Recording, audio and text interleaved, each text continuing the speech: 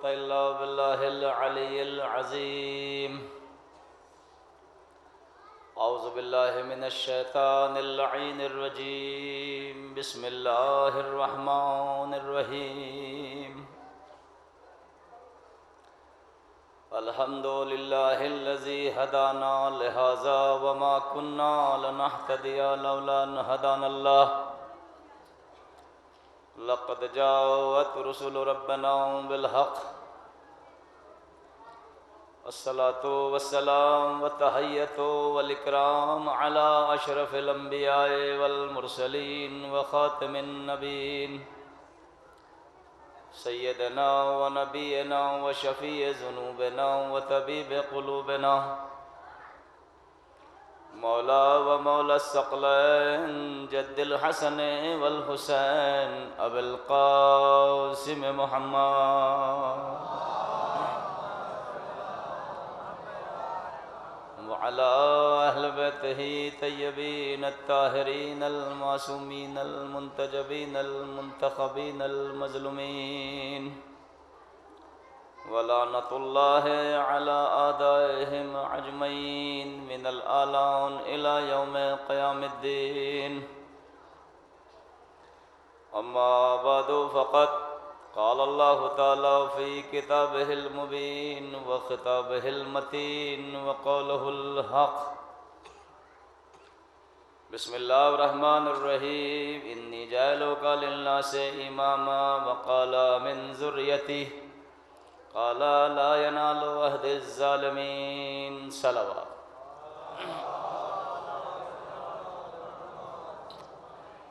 حضرات گرامی قدر، بزرگان محترم، عزاداران مظلوم کربلا، ماشاءاللہ پوری رات آپ نے شب بیداری کی. فاطمہ زہرا کو ان کے لال کا پرسہ دیا، ماتم کے ذریعے، گریے کے ذریعے، نوحے کے ذریعے، اور کوشش کی کہ کچھ اجر رسالت کا حق ادا ہو جائے. ایسا نازک وقت، ایسا ماحول، ٹھنڈک کا زمانہ، اور پوری رات آپ کا جاگنا، قیمتی وقت زندگی کا آپ عزاداری میں صرف کرتے ہیں. دیکھیے، ہر چیز کو کرنے کے لیے پہلے اس کے مقصد کو دیکھا جاتا ہے. اتنا قیمتی وقت آپ شب بھر جاگتے رہے، ماتم کیا، گریہ کیا، اور صاحب پروگرام نے سرمایہ بھی اس میں خرچ کیا، دولت، پیسہ، ہر طریقے سے. یہ سب کچھ کرنے سے پہلے یہ ذہن میں تو ہوگا یہ کس کے لیے کیا جا رہا ہے، کیوں کیا جا رہا ہے. اگر یہ سوچے سمجھے بغیر کیا گیا تو کوئی فائدہ نہیں. بھئی اگر نہیں سوچا کہ کس نے کیا، کیوں کیا، کس کے لیے کیا جا رہا ہے، یہ اتنا اہتمام، اتنی انجمنیں، اتنا کھانا کھلانا، اتنا پیسہ خرچ کرنا، اتنا قیمتی وقت مومنین کا یہاں گزارنا، اگر اس کے بارے میں نہیں سوچا پہلے سے تو بیکار ہے. تو سوچنا پڑے گا یہ کس کے لیے ہو رہا ہے.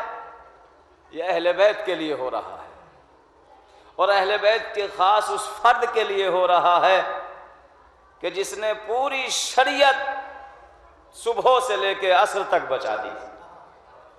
امام حسین علیہ السلام اہل بیت کے سب فرد ہے، لیکن خصوصاً امام حسین علیہ السلام کی جو قربانی ہے اسلام کے لیے، دین کے لیے، شریعت کے لیے، نبوت کے لیے، رسالت کے لیے، قرآن کے لیے، کعبے کے لیے، انسانیت کے لیے.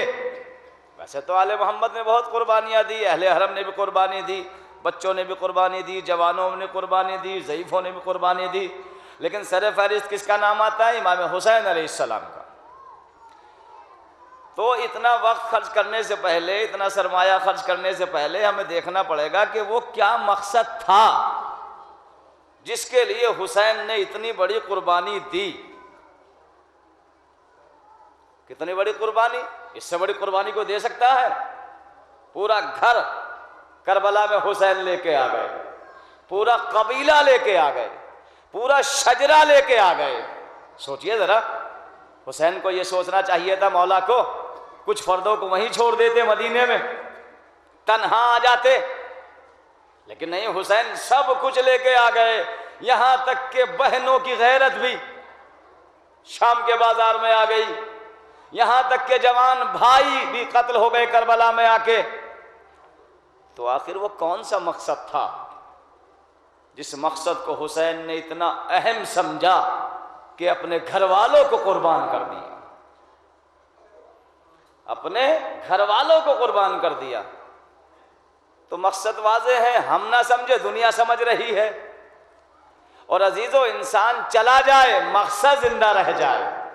توجہ کیجئے گا، اگر کسی انسان کی قربانی، اور دیکھیے انقلابی کے ذہن میں مقصد رہتا ہے، اپنی جان کی فکر نہیں رہتی۔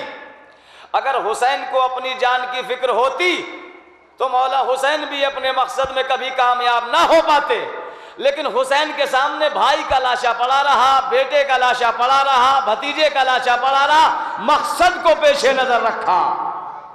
صلوات پڑھے محمد والے محمد پر۔ مقصد کو امام حسین علیہ السلام نے پیش نظر رکھا کہ نہیں، جو میں مقصد لے کے آیا ہوں، جو نانا سے وعدہ کر کے آیا ہوں، نانا میں تیری امت کی اصلاح کے لیے جا رہا ہوں۔ تو وہ اصلاح کون سی اصلاح تھی بتائیے؟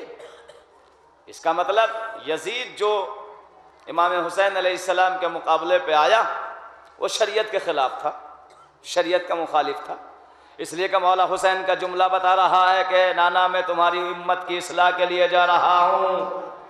اس کا مطلب حسین اصلاح کرنے والے تھے اور یزید شریعت کو پامال کرنے والا تھا۔ تو شریعت کو پامال کرنے سے حسین نے بچایا قربانی دے کر۔ اب اگر ہم حسین کا غم مناتے ہیں اور غم مناتے ہوئے شریعت کے کچھ احکام پامال ہو گئے تو الٹا یہ تو گناہ ہو گیا، یہ تو قربانی کے خلاف ہو گئی بات۔ حسین نے شریعت کو بچایا قربانی دے کر، اگر ہم حسین کی عزاداری کرتے ہوئے ہم سے کوئی ایسا گناہ ہو گیا جس کے خلاف حسین نے جنگ کی کربلا میں، تو حسین آپ سے راضی نہیں ہوں گے، مولا عباس آپ سے راضی نہیں ہوں گے، اس لیے کہ اس مقصد کو بچانے کے لیے تو امام حسین نے قربانی دی اور وہی پامال ہو گیا۔ ذرا سوچئے، اپنے گریبانوں میں جھانکیے عزیزو، سید سجاد سے زیادہ کون روئے گا؟ ایک طرف گریہ کا لقب مولا سجاد کو ملا اور ایک طرف عبادت کا لقب ملا، زین العابدین بھی کہا گیا، سید الساجدین بھی کہا گیا۔ صلوات بھیجے محمد والے محمد پر۔ بھئی مقصد کو پیش نظر ہم کو رکھنا ہے۔ اگر مقصد پامال ہو گیا، چاہے وہ شب بیداری کے ذریعے، چاہے عزاداری کے ذریعے، چاہے جلوس کے ذریعے، چاہے ماتم کے ذریعے، تو پھر کوئی فائدہ نہیں، کچھ نہیں ملا، خالی ہاتھ رہ گئے ہم۔ یہ کیسے ممکن ہے میرے عزیزو کہ جو خون کے آنسو روتا ہو، اس نے اس طرح نماز پڑھی کہ سجاد بن گیا۔ ہم بھی تو خون بہانے والے ہیں، وہ خون کے آنسو رونے والا ہے، ہم حسین کے نام پہ خون بہانے والے ہیں، تو ہمارے بھی سجدے کم نہیں ہونے چاہیے۔ نماز کتنے لوگوں نے پڑھی؟ عزاداری کو میلہ سمجھ کے مت بناؤ، تماشائی مت بنا کرو۔ ایسے ہی تو شام کا بازار سجا تھا، 4 آدمی گریہ کر رہے تھے، اہل بیت رو رہے تھے اور سارے تماشا دیکھ رہے تھے، ادھر سے ادھر ٹہل رہے تھے۔ کیا یہ کتنا پیسہ خرچ ہوتا ہے عزاداری پہ، کتنا وقت خرچ ہوتا ہے عزاداری پہ؟ دیکھیے اب بھی بہت سارے لوگ میری بات سن کے بھی ٹہل رہے ہوں گے ادھر سے ادھر، جن کا کوئی مقصد نہیں ہوتا، جلوس و شب بیداری میں آنے کا مقصد صرف ملاقاتیں ہوتی ہیں۔ توجہ کیجئے گا، غرا گزرے گی آپ کو یہ باتیں، یہ غرا گزرے گی، لیکن حقیقت یہی ہے۔ اس قوم پہ پوری دنیا کی میڈیا کی نظر ہے، یہ قوم 2.25 مہینے اتنا خرچ کرتی ہے، کوئی قوم اپنے مذہب پہ نہیں کرتی۔ سوچئے ذرا، اتنا وقت دیتی ہے یہ قوم اپنے مذہب میں، دنیا کی اور کوئی قوم اتنا وقت نہیں دیتی اپنے مذہب کو۔ لیکن ذرا سوچو، اس وقت دینے کا، اس پیسہ خرچ کرنے کا فائدہ، مقصد کیا ہے؟ عزیزو اکثر آپ نے دیکھا ہے شب بیداریاں ہوئی پوری رات، کتنے لوگ تھے؟ صاحب پروگرام نے پیسہ خرچ کیا، انجمن بلائی، ذاکرین بلائے، کس کے لیے؟ تاکہ مومنین کو کچھ ملے حسین کی عزاداری سے، حسین کی شب بیداری سے، حسین کے ماتم سے۔ لیکن جب لینا ہی نہیں، جب کچھ لینا ہی نہیں ہے، تو اس کا مطلب ہم بھی وہی شام جیسے تماشائی بن گئے۔ شام میں بھی تو یہ ہو رہا تھا، کوفے میں بھی یہ ہو رہا۔ کوفے میں چاہنے والے تھے نا امام کے، ہم سے زیادہ چاہنے والے تھے کوفے میں، اس لیے ہم سے زیادہ چاہنے والے تھے، انہوں نے اپنی آنکھوں سے امام کو دیکھا تھا، امام کی بزم میں بیٹھے ہوئے تھے، لیکن کیا مکار ہو گئے، امام کو چھوڑ کے چلے گئے۔ یعنی جنہوں نے خط لکھے امام کو، وہی لوگ کربلا میں امام کے مقابلے پہ آ گئے۔ اس لیے شہزادی زینب نے خطبے میں سید سجاد نے فرمایا تھا، اے کوفیوں، اب رونے کا کیا مقصد؟ یہ جو تم اب آنسو بہا رہے ہو، مکاری کے آنسو، ان کا کیا مقصد ہے؟ تم نے تو خط لکھے تھے، تم ہی ہمارا تماشا دیکھنے کے لیے آ گئے۔ تو ایسے کردار نہ بناؤ، آل محمد کو کہنا پڑے، ایک طرف دعویٰ کرتے ہو چاہت کا، اور ایک طرف آل محمد کو خون کے آنسو رلاتے ہو۔ صلوات پڑھے محمد والے محمد پر۔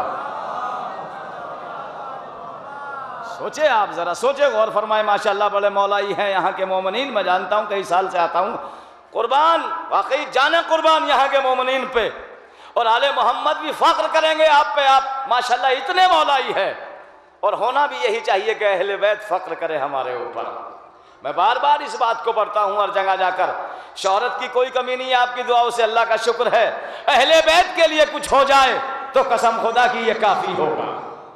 دنیا کچھ دے یا نہ دے، نہ داد دے نہ پیسہ دے، آل محمد کا کوئی چھوٹا سا چھوٹا فرد محشر کے میدان میں اگر یہ کہہ دے اللہ یہ میرا ہے، نجات ہو جائے گی۔ صلوات بھیجے محمد والے محمد پر۔ بہت بڑی قربانی اہل بیت نے دی ہے میرے عزیزو، سوچئے، بڑی پابندیاں عزاداری پہ لگی ہے، بڑی سختیاں اس قوم پہ لگی ہے، کتنے ظلم ہو رہے ہیں پوری دنیا میں، بے گناہوں کو قتل کیا جا رہا ہے۔ کیا ہے اس قوم کی خطا؟ یہی خطا ہے کہ یہ اہل بیت سے، یہ حق پرستوں سے محبت کرتی ہے، یہ حق پرستوں سے محبت کرتی ہے۔ عزیزو، دنیا نہیں، آخرت کا دار و مدار بھی اللہ نے امامت پہ رکھا، آخرت کا دار و مدار بھی امامت پہ رکھا۔ یہ تو آپ نے حدیث سنی ہے، جس نے اپنے وقت کے امام کو نہیں پہچانا وہ جاہلیت کی موت مرا، اور آخر میں بھی اللہ نے کہا کہ میں ہر فرد کو اس کے امام کے ساتھ بلاؤں گا۔ الحمدللہ ہم زندگی میں بھی امام کو مانتے ہیں، مرنے کے بعد بھی ہمیں امام کی ضرورت ہے۔ صلوات بھیجے محمد والے محمد پر۔ اور کیا آپ نے، زندگی میں بھی ہمیں امام کی ضرورت، اور یہ امامت اور اللہ کا کرم ہے کہ جتنی قومیں وہ لاوارث، ہم آج بھی وارث کے ساتھ ہیں، ہمارا وارث آج بھی ہے، ہم لاوارث نہیں ہے۔ اور عزیزو، اللہ کہہ رہا سمجھے کہ میں ہر امت کو امام کے ساتھ بلاؤں گا۔ جی، قرآن مجید کی مختصر سی آیت پڑھی میں نے امامت پہ ہی۔ اللہ نے کیا کہا ابراہیم سے کہ میں تمہیں لوگوں کا امام بنا رہا ہوں۔ جی، ابراہیم چیخ اٹھے، وقال من ذریتی، یہ امامت کا عہدہ میری نسل میں بھی رکھنا۔ آئیے ابراہیم سے سوال کرے، نبوت ملی، رسالت ملی، خلت ملی، کعبے کے احکام ملے، ارکان ملے، کچھ نہیں مانگا، امامت کے لیے کہہ دیا نسل میں ہونی چاہیے۔ ابراہیم کہیں گے یہ سب ختم ہو جائے گی، محشر کے میدان میں امامت ہی نظر آئے گی، قیامت آ ہی نہیں سکتی جب تک امامت نہ آ جائے۔ صلوات بھیجے محمد والے محمد پر۔ اس لیے ابراہیم نے کہہ دیا قال من ذریتی، مجھے امام چاہیے، میری نسل میں امام۔ اللہ نے بھی کہا امام دیں گے، لیکن کیا ذرہ برابر لا ینال عہد الظالمین، ظلم نہیں ہونا چاہیے۔ تو جب اللہ نے ابراہیم سے یہ شرط لگائی کہ ظلم نہیں ہونا چاہیے، ذرہ برابر امامت میں اگر ظالم ہوگا تو پھر اس امام کے ماننے والے اگر ظلم کرے، توجہ کیجئے گا، ہم کو بھی ظلم سے دور رہنا چاہیے۔ ظلم کسے کہتے ہیں؟ ظلم، جی ظلم کے معنی کیا ہے؟ تفصیل نہیں پڑھنی مجھے، صبح صبح کا وقت ہے جی۔ اللہ نے کہا ذرہ برابر ظلم جو ہے نسل امامت میں نہیں ہونا چاہیے۔ تو اب تو آیت کے ذریعے یہ دلیل ہو گئی، اب جو امامت کے مقابلے میں آئے گا، چاہے وہ پہلا دور ہو، چاہے اب کا دور ہو، چاہے جتنا شریف ہو، چاہے جتنا عادل ہو، جو بھی امامت کے مقابلے میں آئے گا وہ ظالم ہوگا۔ صلوات پڑھے محمد والے محمد پر، سمجھے؟ تو امام اتنی اہم چیز کہ زندگی میں بھی آپ بغیر امام کے اگر نہیں پہچانا تو جہالت کی موت، اور مرنے کے بعد تو امام کے بغیر جا ہی نہیں سکتے۔ ہے آپ کے پاس اتنے اعمال ہے؟ بتائیے، ہے؟ قسم خدا کی پہلی منزل کو پار نہیں کر سکتے بغیر امام کے، پہلی قبر کی منزل کو سب رکھے رہ جائیں گے یہ دعوے۔ امام فرماتے ہیں فشار قبر کا اہتمام کر کے آنا، بڑی سخت منزل ہے۔ تو ہم امام کو مانتے ہیں، کس طرح مانتے ہیں؟ دل و جان سے مانتے ہیں عزیزو۔ جو امام، دیکھیے محب سچا وہی ہوتا ہے جو محبوب کے اشارے پہ چلے۔ اگر میں کسی سے محبت کرتا ہوں، آل محمد کو اللہ سے اتنی محبت تھی کہ آل محمد نے اپنے نفس کے لیے کچھ کیا ہی نہیں، اور اللہ نے بھی پوری اجازت دے دی، اے اہل بیت تم نے اپنے نفس کے لیے کچھ نہیں مانگا، اب جو میں چاہوں گا وہ تمہیں دے دوں گا، تم جو چاہو گے وہی مل جائے گا۔ صلوات پڑھیں محمد والے محمد پر۔ تو ذرا یہ غور کیا کریں، آپ کسی کی بھی شب بیداری ہو، کسی کا بھی جلوس ہو، یہ سوچا کریں یہ عبادت ہے، کمپٹیشن نہیں، یہ اس انجمن کا، یہ اس انجمن کا، یہ اس انجمن کا نہیں۔ اگر یہ عزیزو حسین نے کربلا میں ایک انجمن بنائی، سردار کون تھا اس انجمن کا؟ کون تھا سردار؟ مولا عباس سردار تھے کربلا میں۔ اس انجمن کے سردار کون تھے؟ مولا عباس۔ اختلاف تھا اس میں، انجمن اچھی بات ہے، بننی چاہیے، عزاداری کو فروغ ہونا چاہیے، کیونکہ عزاداری اسلام کی بنا۔ عزاداری سے امام خمینی بھی فرماتے تھے جنگ کے دوران کہ زیادہ سے زیادہ عزاداری کرو، عزاداری اسلام کی تبلیغ ہے، عزاداری اسلام کی تبلیغ ہے، عزاداری سے اسلام پھیلا۔ اور عزاداری ہمیں جذبہ بھی دیتی ہے۔ ہمیں جذبہ کس بات کا دیتی ہے؟ جذبہ اس بات کا دیتی ہے کہ دیکھو 72 کے سامنے لاکھوں پست ہو گئے، لیکن شرط یہ ہے کہ حق پر ہونا چاہیے۔ اگر آپ باطل پہ ہے تو کروڑ بھی ہو تو دب جاؤ گے، اگر مختصر ہو حق پر ہو تو لاکھ پست ہو جائیں گے۔ صلوات پڑھے محمد والے محمد پر۔ عزاداری ہمیں عزم دیتی ہے۔ اب اشارہ ہو رہا ہے کہ میں مختصر کروں۔ ہاں میرے عزیزو، بہت طولانی آپ نے پوری شب ماشاءاللہ شب بیداری کی، مولا آپ کو جزا خیر دے۔ شہزادی فاطمہ زہرا، ہم دنیا کے لیے نہیں کرتے یہ چیزیں، کس کے لیے کرتے ہیں؟ محشر کے میدان کے لیے۔ شہزادی فاطمہ زہرا ہم سے خوش ہو جائے، حسین راضی ہو جائے۔ ابھی یہاں سے شبیہ برآمد ہوگی، کن کی شبیہ برآمد ہوگی؟ ان غریبوں کی جن کو کربلا میں کفن نہ مل سکا۔ سوچئے صبح صبح کا وقت ہے، آپ رات میں جنگے ہوں گے، جا کے گھر چلے گئے، چائے پی لی، کھانا کھا لیا، لیکن جب زینب 11 محرم کو جلوس حسین کا لے کے چلی ہے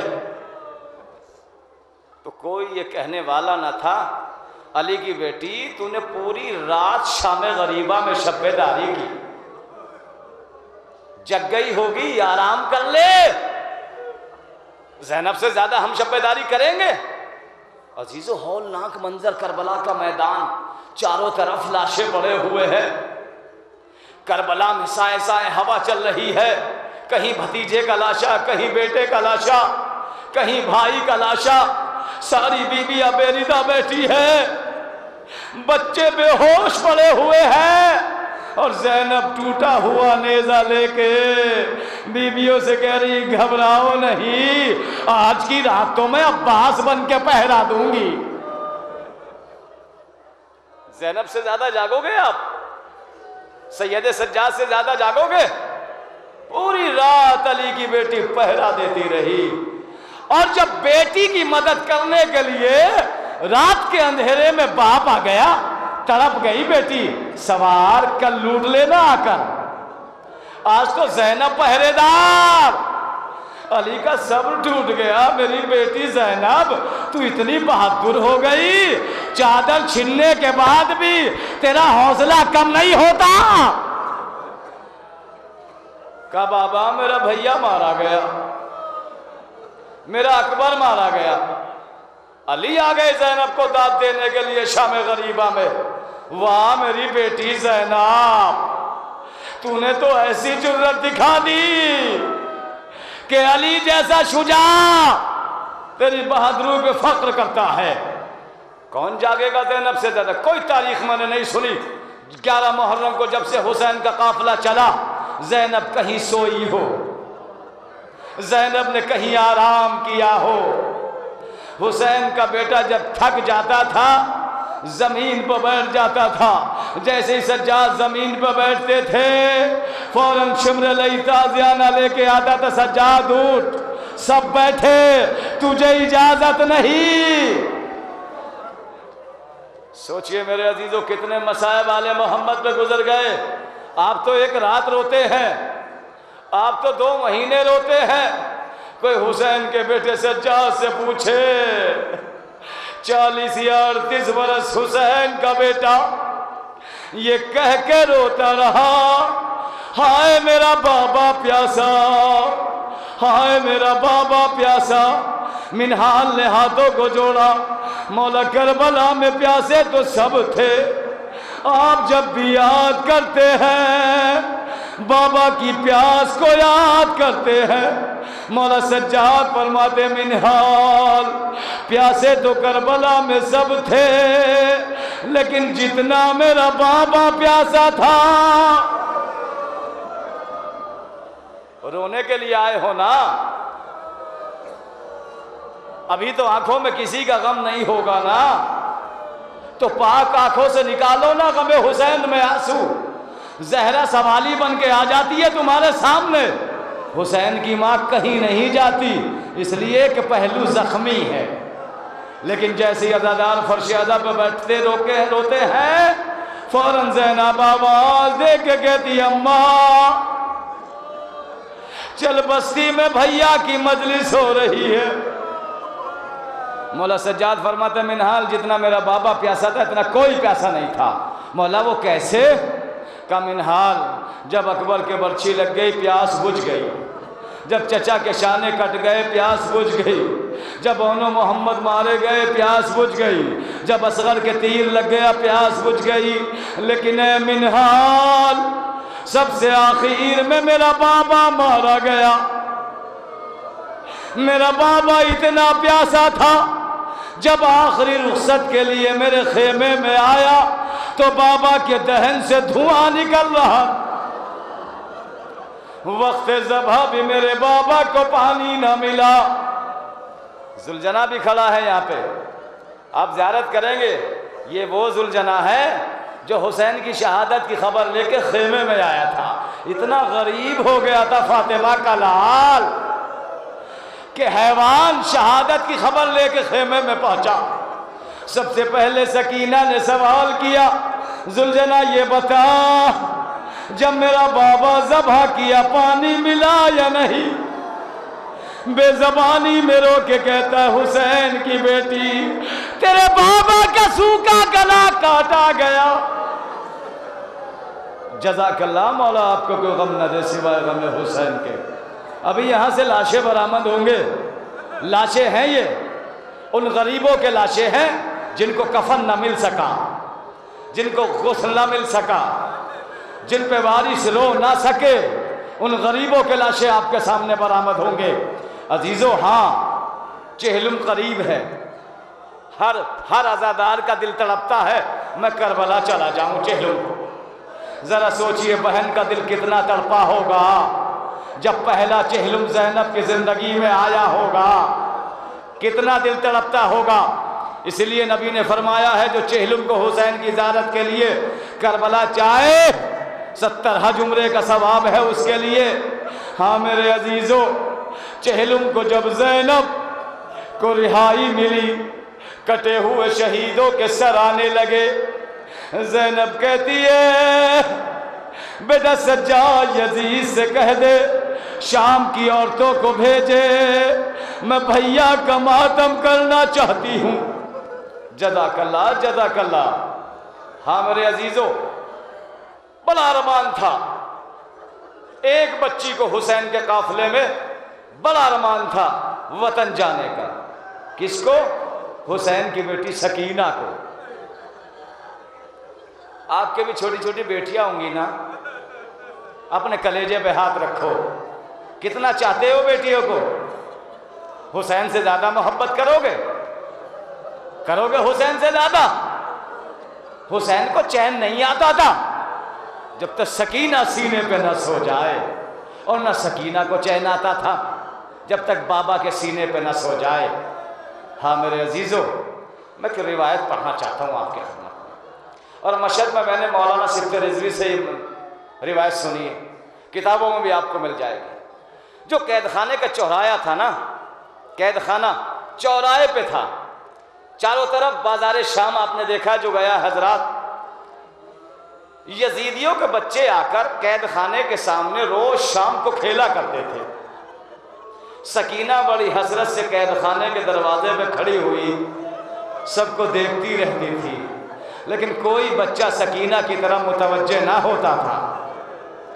ایک روز ان بچوں میں کھیلنے کے لیے ایک 4-5 سال کی لڑکی نہیں آئی، کھیلتے کھیلتے اس کی نظر حسین کی یتیمہ سکینہ پہ پڑی،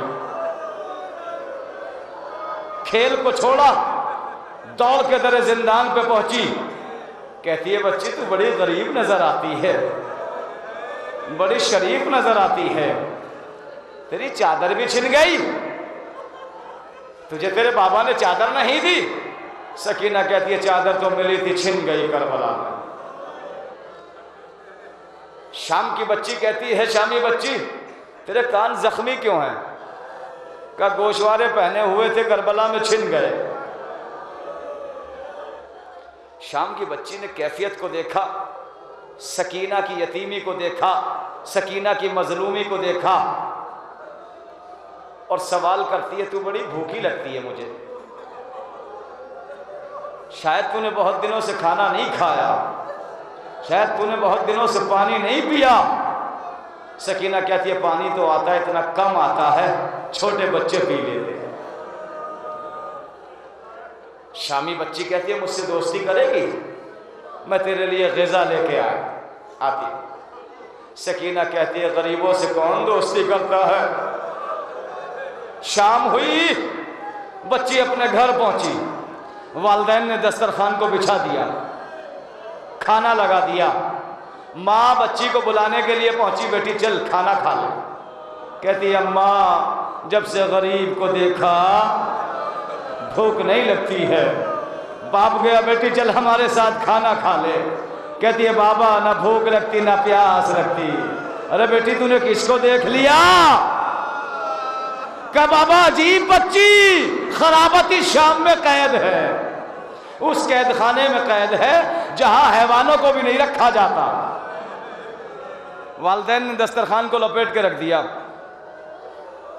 کچھ رات کا حصہ گزرا، والدین یہ سوچ رہے ہیں کہ ہماری بچی سو گئی، لیکن بچی سوئی نہیں، سکینہ کی پیاس ستاتی رہی، سکینہ کی بھوک ستاتی رہی۔ اللہ نہ کرے سکینہ جیسا کوئی کربلا میں اجڑے، یہی تو دعا کرتی ہے دامن پھیلا کے آج بھی، میرے اللہ جیسی میں اجڑی ایسا جہان میں کوئی نہ اجڑے۔ بچی اٹھی، سنیے سنیے، بچی اٹھی، مطبخ میں گئی، تھوڑی سی غذا لی، رومال میں باندھی، ایک کوزے میں تھوڑا سا پانی لیا، آہستہ سے پانی غذا لے کے دروازہ کھولا، باپ کی آنکھ کھل گئی، آگے آگے بیٹی ہے، پیچھے پیچھے باپ ہے۔ باپ سوچ رہا ہے رات کے سناٹے میں میری بچی جا کہاں رہی ہے؟ بازار شام کو پار کیا. پار کرنے کے بعد ٹوٹے ہوئے قید خانے کے دروازے پہ پہنچی. دروازے کو ہلا کے کہتی ہے بچی آ جا, میں تیرے لیے غذا لے کے آ گئی, میں تیرے لیے پانی لے کے آ گئی. قید خانے سے کوئی آواز نہیں آتی. دروغہ زندان کہتا ہے شامی بچی کیوں آ گئی؟ کہا تیرا یہ کرم ہوگا چند لمحے کے لیے زندان کے دروازے کو کھول دے. اس قید خانے میں غریب بچی قید ہے جس کے لیے میں غذا لے کے آئی ہوں. دروغہ زندان نے قید خانے کو دروازہ کھولا. بچی اندر داخل ہوئی. کیا دیکھا؟ ساری بیویاں ایک شے پہ جھکی ہوئی ہے. چلا کے کہتی ہے قیدی بیویوں, تمہارے قافلے میں ایک چھوٹی سی بچی جو روز در زندان پہ کھڑی رہتی تھی, کیا تم اس کو جانتی ہو؟ بی بی سوال کرتی ہے شامی بچی تو نے کیا نام نہیں پوچھا؟